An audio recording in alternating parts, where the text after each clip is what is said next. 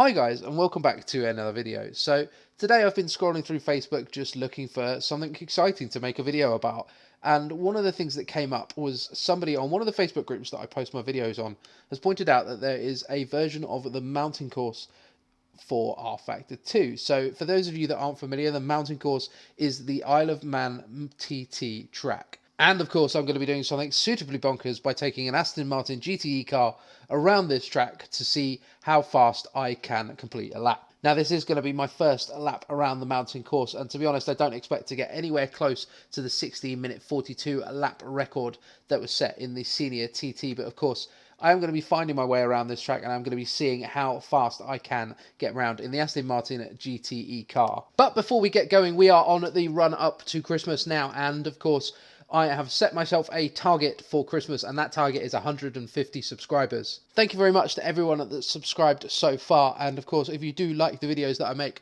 then don't forget to hit the like button down below, hit subscribe as well, and of course the little bell notification so that you guys know when I release a new video. So here we are heading out onto the mountain course now, and I'm a bit nervous about this one, to be honest, because I have no idea. You are genuinely seeing my first lap of this this track, and to be honest, warts and all, you're going to see how this lap ends. And now we're going to start heading back up the mountain and head towards the Ramsey hairpin, which I say I know, I don't know, but I have seen it before and recognise it from the coverage of, there we go, that's so here we are heading out onto the track, and as you can tell, that last run didn't go so well. Went straight on at Ramsey hairpin, and basically balked the car to the point where it wasn't really drivable anymore. So we're heading down Bray Hill, we're actually heading back up the other side of Bray Hill now, as we head down towards the first kink, which is a right-hander, having now driven this track a couple of times. And to be honest, truthfully, I didn't think I was going to get around this at the first attempt, but we'll see how we get on. We're now heading out of Douglas, which is the capital of the Isle of Man, and my knowledge of the Isle of Man is quite limited, but one of the things I do know is that the Isle of Man is one of those places that is de-restricted, so it's a little bit like the German Autobahn, and kind of the same as the Nürburgring in a sense, in that when you hit the national speed limit signs, it's called de-restricted, which basically means that as long as you're not driving dangerously and you're not putting anyone's life in danger, then you can go as fast as you like in the Isle of Man. It's a very, very, very popular place for testing cars, particularly for road tests. I know Top Gear use the Isle of Man quite a lot, and to be honest, it's one of those places that I think absolutely should still exist, because I think it's the sort of place where those that have that kind of maverick spirit, and I'm going to get onto this a little bit in a minute with the when I talk about the Isle of Man TT, but can go and kind of express themselves a little bit. Is that the right word? I don't know. But yeah, anyway, for those of you that don't know about the Isle of Man TT, it's basically the most famous motorcycle road race in the world, and I use the term road race quite loosely because it's not a road race in the sense that they're racing wheel to wheel and they have a kind of mass start, but what they do is they set the riders off 10 seconds apart, and your qualification determines, basically, if you qualify fastest, you're the first person to pick the number that you want to go. So if you know, for example, you want a clear track ahead of you, you'll pick number 1. if you like Guy Martin, for example, who's famous for being a motorcycle road racer as well as a TV presenter, he says in one of his autobiographies that he always liked a carrot chase, and this is something I've noticed with my racing as well, is I am much better if I can see a target in front of me. If I can see somebody racing in front of me, then I'll be an awful lot faster. So he would always pick like 6 or 7. Ooh, I thought I was going to overshoot that corner then. But basically for 2 weeks a year, they shut off these roads in the Isle of Man, and they do practice sessions in the evenings during 1 week, during the first week. So ironically, it's called practice week. And they do practice qualifying for these races. And then of course the next week they run all the races, and they run superbikes and 600s, and they run sidecars as well, which are the maddest of inventions.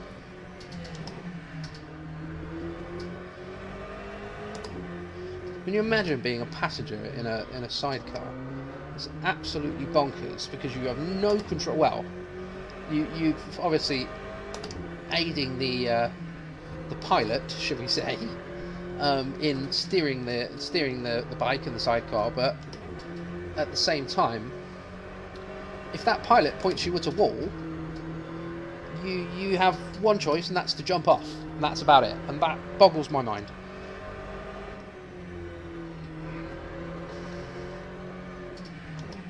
And yeah, so they shut the road for those races and reopen them, and they can do 2 or 3 races in a day. But on the Isle of Man, the mountain course, as it's called, is basically the 3 main roads on the island, and it's how you kind of get to places. So it's a massive amount of disruption for the people that live there, and hats off to them for putting up with it and kind of keeping this going every year. And it's an awesome thing to keep alive, and make no mistake about it, it's very dangerous as well. The Isle of Man death toll is incredible. I think it's about 2 people on average, about 2 people every year die at the Isle of Man TT. And overwhelmingly, and I mean, yes, you do get some of the top guys pushing for wins, make mistakes, and kind of come a cropper, but overwhelmingly it's the guys that are in their first few years, so when they're just getting up to speed on the island, that will have really bad accidents. And the Isle of Man TT and the Isle of Man government have done they've made a massive effort to make it much easier to kind of come to the Isle of Man and be successful in not crashing, I suppose. That's a kind of blunt way of putting it, if you like. And obviously they're running kind of practice sessions just for beginners, just for people that are there in their first few years. And it does seem to have slowed down in the last few years. But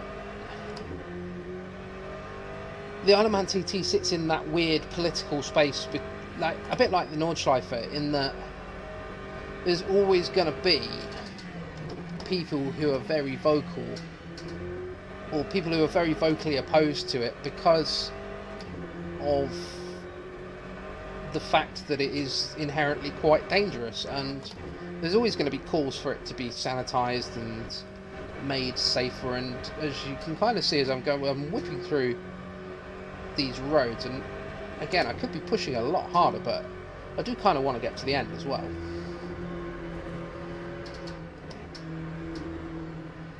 Ooh, just a little slide towards a house.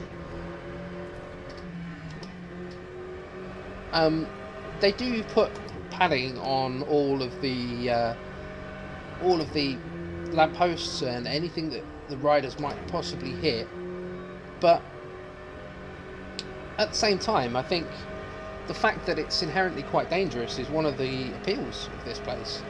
It's one of the appeals of the Isle of Man TT is the adrenaline rush you get of riding there, and I think if we took that away, people would just find something else to do. It's like the same thing as the people that kind of throw themselves out of a perfectly good aeroplane with a rucksack on.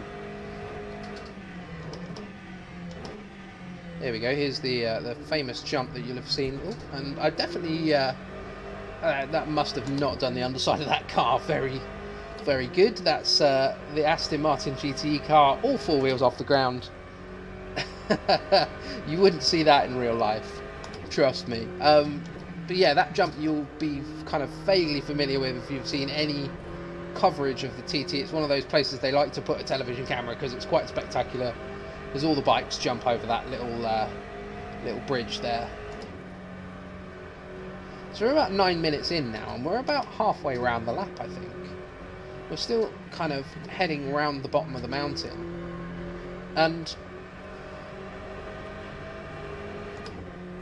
one of the things that people don't really, or somebody actually asked me this once, why is it called the mountain course? And the reason it's called the mountain course is because it goes up the mountain.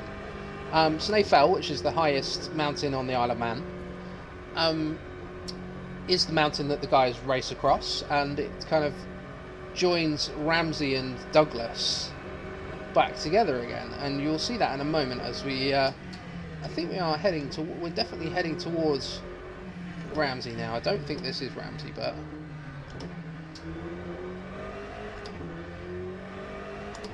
we are getting very close now.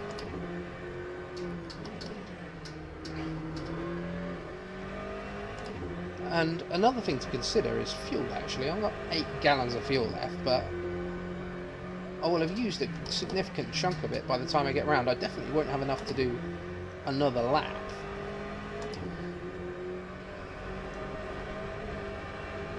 It's nice to see that the tyres have nicely warmed up now. We're looking at 140 degrees-ish per corner, which is about where I want them. Ooh, that's not as big of a corner as I thought it was going to be.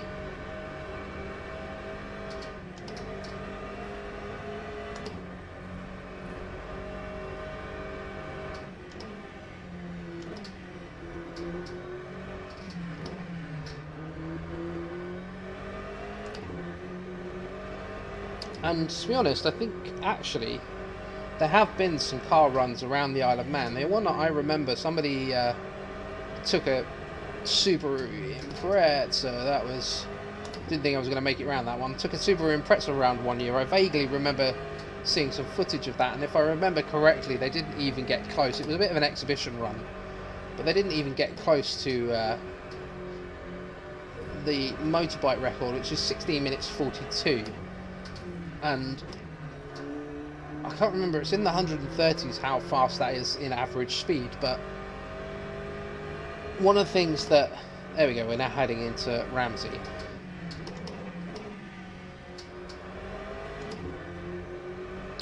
One of the things that a lot of people don't realise is that 130 odd mile an hour time, or 130 odd mile an hour average speed, is an average speed. So they're pushing nearly 200, well, over 200 miles an hour over the mountain, and we're now heading out the other side of Ramsey and heading back up the mountain, back up the hill now. And Ramsey Hairpin is another one of those sections that, if you've watched any coverage of the TT at all, you will have seen it, because it's just a really famous section. And there we go. There's the marker for it. As we struggle to get round.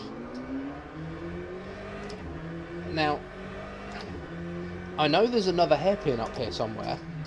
I just have to remember where it is. Now, I've done a couple of runs of this track already and completely screwed it on both occasions. So we'll go nice and gentle through here. Still doing nearly 90 miles an hour on a 2-lane B road.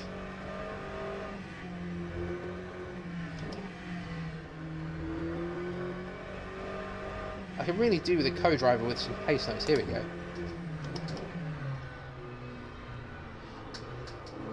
So now we are very much heading uphill, heading up the mountain. And this is where the motorbikes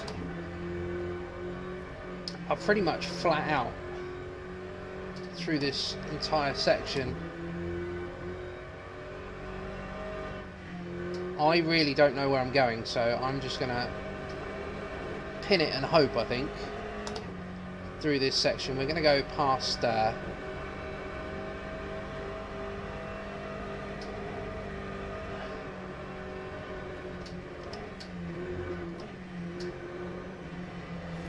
up the bank. Keep going, keep going, keep going.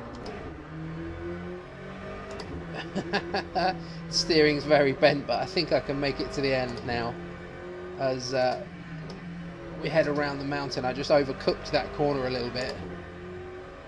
So we're at 14 minutes now already, and we're, like I say, on the bikes, we're pretty much flat out the entire way over this mountain. And this is the point where they have a helicopter in the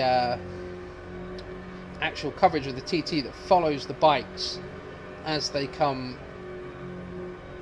through this section, and you can see that the helicopter is absolutely at full chat trying to keep up with these bikes as they come through this section.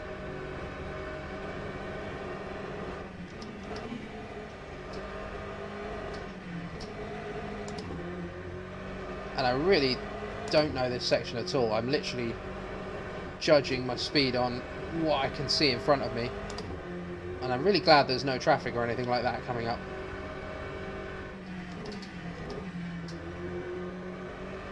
And I think we're now heading back downhill again. Somewhere along here I know that there's a hut and some tram tracks that actually is a tram that takes you up to the top of Snae Fell. So I think this section is called the Veranda, and if you look on YouTube, there is a pretty spectacular crash in this section. Connor Cummins, who is an Isle of Man native and one of the very quick guys at the Isle of Man TT, and it might even be this corner here, comes off spectacularly, and there we go, there's the tram tracks and the kind of hut there on the right hand side. Yeah, comes off spectacularly and just has the most almighty crash and basically falls off the edge of the world, doing probably well over 150 miles an hour.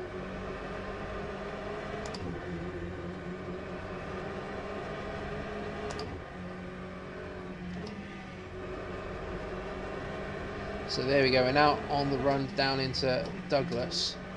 And like I say, Douglas is the capital of the Isle of Man, and it's where the track starts and finishes. So just to put things into perspective, we're coming up to 16 minutes and 30 seconds now. So 16:42 is the actual lap record for the Isle of Man TT, and that's it there. And we've still got a significant chunk of this track to go, and that kind of shows you how fast these guys are going. I reckon I'm going to be 18 minutes or so by the time I'm done, and that's literally just me not knowing the track. If you really know this circuit, and to be honest, at nearly 40 miles long, it's tough to kind of know it in that way.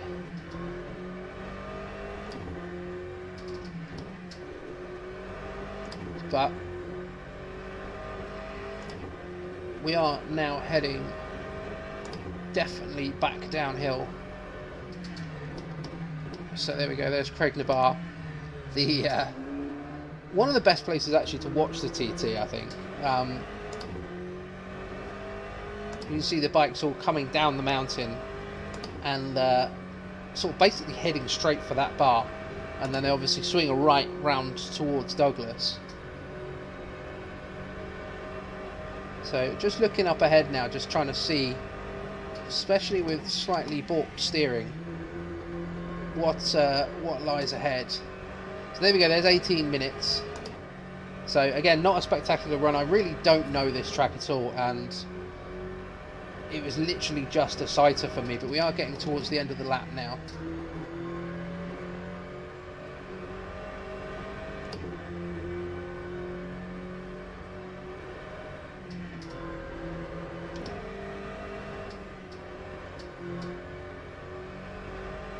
I know there's a right-hander coming up somewhere. There we go.